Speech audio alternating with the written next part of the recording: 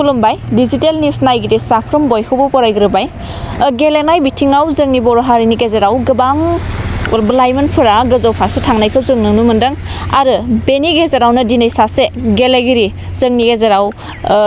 बिथांखौ जों लोगो मोनदों बे समाव आङो नोंथांमोननो देखायनो नाजागोन बिथाङा कबाति जाकुवापारानि सासे लाइमोन गेलेगिरि कम्फु मार्शियेल आर्ट्सआव बिथाङा बाहागो लानानै गोबां मेडेल मोननो हादों बा सार्टिफिकेट मोननो हादों बे समाव बिथांखौ जोङो डिजिटेल न्यूजनिफ्राय बिथांनिसिम जोङो बिथाङा मा गेलेनायाव बाहागो लानानै दिनैसिम मा मेडेल मोननो हाखो बिथांनिफ्राय जों फंनैसो बाथ्रा मिथिना लानि गिबियावनो जोंनि चेनेलाव बरायग्रोबाय खुलुमबाय आंनि मुङा जाबाय सारदा बर' आं उदालगुरि डिस्ट्रिक्टनि कबाति जाकुवापारानि नोंथाङा मा खेलायाव गेलेनानै दासिमहालागै मोनबेसे इभेन्टआव बाहागो लाखो आं डिस्ट्रिक्ट लेभेलावबो गेलेखांबाय ओमफ्राय जोंनि उदालगुरियावबो गेलेखांबाय गुवाहाटियावबो गेलेखांदो ओमफ्राय दा नेसनेल गेलेनानै देरहासार जाबोदो सिलेक्सन जादो बेनिफ्राय आं नेक्स्ट इयाराव बाहागो लादो गेलेनो थाखाय मालয়েशियायाव दायो आरो 14आव थांगोन आङो भुटानाव गेलेनो बेबो नेसनेल गेमानो बेनि सिगाङाव मोनबेसे नोंथाङा मेडेल मोननो हाखो आं मोनब्रै दादों मोनबा मा मेडेल मोननो हाखो ब्रन्ज सिलभार ओमफ्राय गल्ड ओमफ्राय 2022 गेलेबोजोबदों गेमफोरखौ बेसेबां मायथाइनिफ्राय जागायनाय आं दाथ' 30 इयार्स जाबोबाय प्रेक्टिसा गेलेनायाबो बिटिआर सरकारखौ खावलायनो सानो आंनि फैबाय थानाय बे नेक्स्ट इयार गेमनि थाखाय आंखौ जुदि हेल्प होयोबा आं बाहागो लानायावहाय मदद होयोबा आं गेलेनानै फैनो हागोन आरोबाव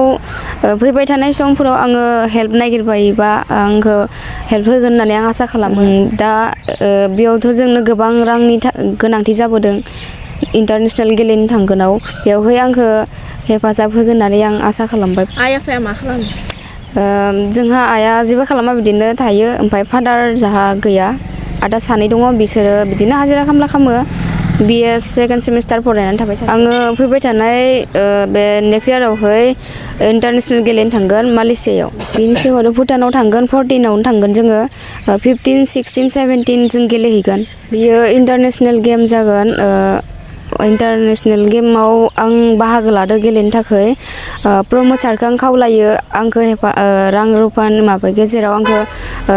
हेल्प होगोन होननानै थांलाय फैलायनि थाखायथ' बेयाव भिजा पासपर्ट बायदिसिना बानायनाय जोंनियावथ' गोबां रांनि गोनांथि जाबोदों दायो दा आंखौ रावबो हेल्प होबोआखै दा प्रमद सारखौ खावलायदों जेखुनु आंखौ हेल्प होफैगोन होननानै नंगौ बर' लाइमोनफोरा गेलेनायनि फारसे गोबां गोजौ फारसे आवगायलांदों बा बे आवगायलांनायाव बिथांमोननो गोबां बा हेफाजाबनि गोनांथि जायो जायनि थाखाय बिथांमोना भिजा पासपर्ट बायदिसिना बानायनायाव गोबां रां खरसा जायो बेनि थाखाय बिथाङा बिटिआर सरकारनिफ्राय अनसुंथाइ लुबैदों जे बा थांलाय फैलायनि सुबिदाखौ खालामना होयो बिटिआर सरकारा बेखौनो खावलायदों बिथाङा बे समाव आं डिजिटेल न्यूजनिफ्राय जानानै बेखौनो खावलायगोन जे बिथांनिसिम बिटिआर सरकारा हेफाजाब होयो बा थांलाय फैलायनि हेफाजाबखौ खालामना होयो बेखौनो खावलायगोन आं डिजिटेल न्यूजनिफ्राय आं करिना बर' खुलुमबाय गोजोन्थों